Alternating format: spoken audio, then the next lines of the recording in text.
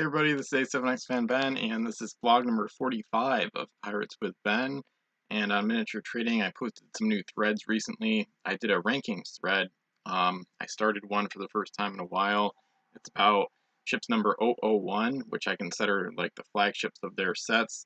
And another one that's gotten some traction, eliminate one game piece from Pirates history.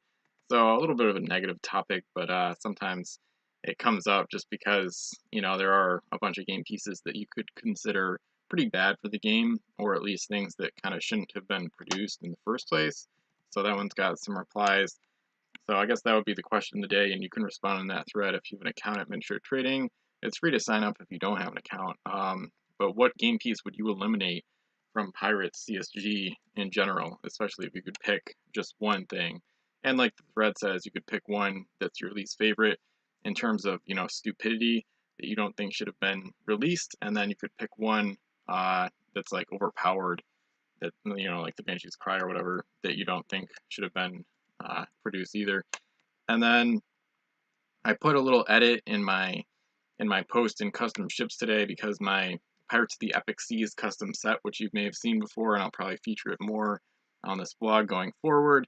I'm posting not only a historical custom of the day, but a fantasy custom of the day, because my Epic Seas set has expanded recently, and I think it's, as I say in this edit to the post here, it's going crazy. I'm going crazy making stuff, not so much on purpose, just kind of based on like random opportunities I've had to make stuff, and basically it's spiraling out of control, as I say in the post, and I think it's approaching or just surpassed around 300 game pieces. I think it's still approaching that number, but so it's going to be a massive custom set, not nearly as big as Age of Sail will eventually get, or already is. That one's over. That one might be 500 plus by now. I'm not sure.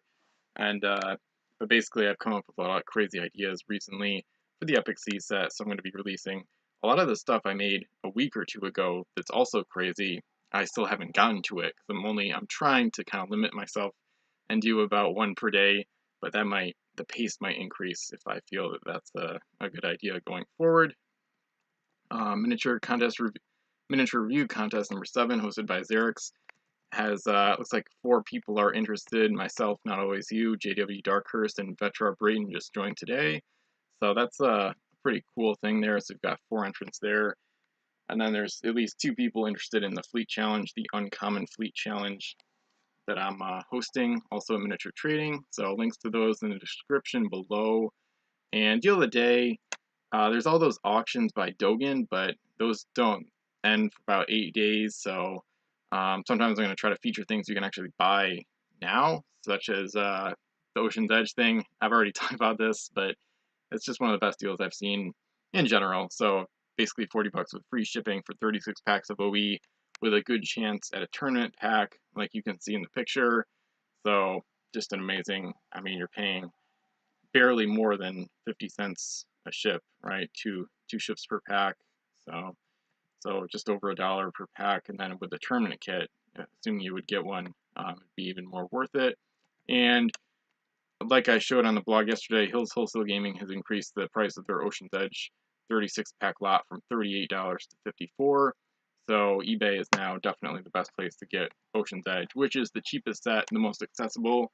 It's the biggest set, has the most game pieces, and it's good for new players, because there's not a lot of overpowered stuff, but at the same time, there's a lot of variety. So people that like sea monsters and sailing ships will both be satisfied, because there's a bunch of both in the set. There's a huge variety of ship types and whatnot, as you may know about from the Ocean's Edge review set review podcast that I did with God Mason. And card of the day, so that's 1, nope, not 11. So that's 1 through 14 for the set number 2, Crimson Coast. We'll get that up here. Should number to 303, as we've seen in the past. Looks like I have another private message, which I'll get to soon. 1 to 303, 51. But yeah, I love when I get pirate stuff like randomly throughout the day. It happens kind of often, actually. Sometimes when I check Reddit, subreddit, or Board Game Geek, I'll have something. So anyway, so I'm kind of distracted, so I didn't do a guess. I probably would have guessed English, to be honest, but this one's a Spanish ship. So number 51 from Crimson Coast is the McDyess Vespero, which has an interesting backstory. Um, it's Spanish, uncommon, 4-master, 12 points, 4 cargo, SS move. Cannons are 3S, 3L, 3L, 3S, and the ship gets +100 cannon rolls against English ships. This one is really just like a stock gunship, as God Mason might call it, or just kind of a mediocre numbers gunship, as I might call it. You wouldn't really pick this in a smaller game. For example, Asesino de la Nave, the ship killer. That one has 2S cannons and then the cargo wrecking ability, so eliminates cargo on every hit, for example, for the same point cost. There's other ships you can get. The Saint Isabel for 1 point more is a far better ship.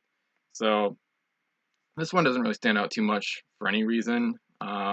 She's pretty much average in just about every way. I guess this V might be slightly above average for a 4-master, but not by much. So she's outclassed by her competition. She's in a tough faction to stand out in. Spanish have a lot of good ships, a lot of great 4-masted galleon type ships beyond just the Santa Isabel, which is a schooner. They've got the Hoya del Sol and a host of other great ones. And this one doesn't really measure up. That being said, it's not a terrible ship or anything. Just kind of a boring option that I would use as a numbers gunship in campaign games rather than, I wouldn't really choose her on purpose in a smaller game. So, give me this rating out of 10, probably 6.5, maybe, probably not 7, maybe 7. I don't know, 6.5 or 7 out of 10 sounds about right. The ship is solid, there's nothing wrong with her. I would do Captain Helmsman, maybe an oarsman, or some kind of world hater, or just some kind of offensive ability. Or you could just do Captain Helmsman, keep 2 cargo spaces open for gold. So, not a bad ship by any means, just kind of boring and not too noteworthy, really. And I'm going to go to the subreddit page, and I'm going to try to find something from a while back. Might not be able to find it. I might feature it. If I can't find it on the first page, which I probably won't. I don't think it's on the first page. Yeah, I'm probably going to, yeah, looks like it's going to try to update, but it's going to be kind of slow to load. I'm going to try to continue this next time, assuming I can find it. But it's interesting because basically somebody was able to name this ship the McDyess Vespero, which I guess was the person's name. I think it happened at like a convention or something. It may have been some kind of Spanish Main related thing, you know, before Crimson Coast even came out. This may have happened back in 2004.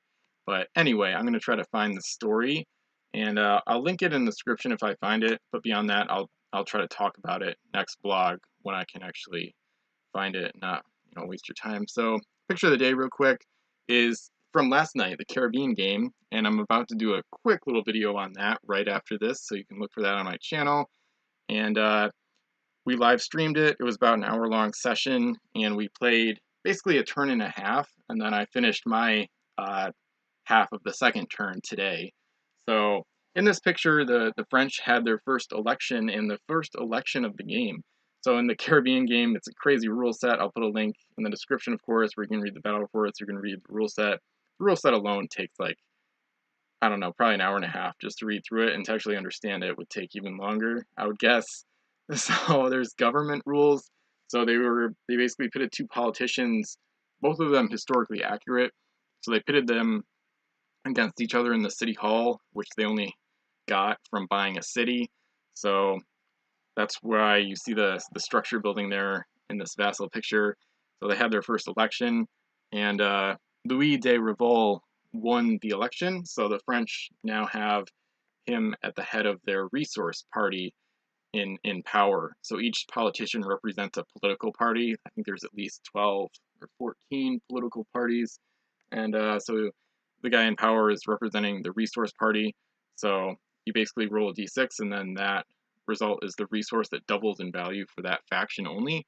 So they rolled a 6, which is luxuries, which is the same, that's actually the same resource they have at their home island. So their home island is producing 1 luxury per turn, but now it doubles in value. So it's really valuable right now because the die roll of 1 means that all resources are worth their face value. So luxuries are 6. So luxuries are number 6 resource, and they're worth 6 gold right now because of the resource value roll, which is going to hold for another 3 turns at this point. And so basically, French get like an automatic 12 gold next 3 or 4 turns. which is nice for them. And more on that in the other video, though, which I'll upload tonight as well. So beyond that, though, check the description as always for awesome links and to check out all the cool stuff going on. And I'll be back soon with more vlogs, more custom ships, of course, and hopefully more campaign gameplay as well. So thanks for watching. Leave a like and subscribe, and I'll see you again soon.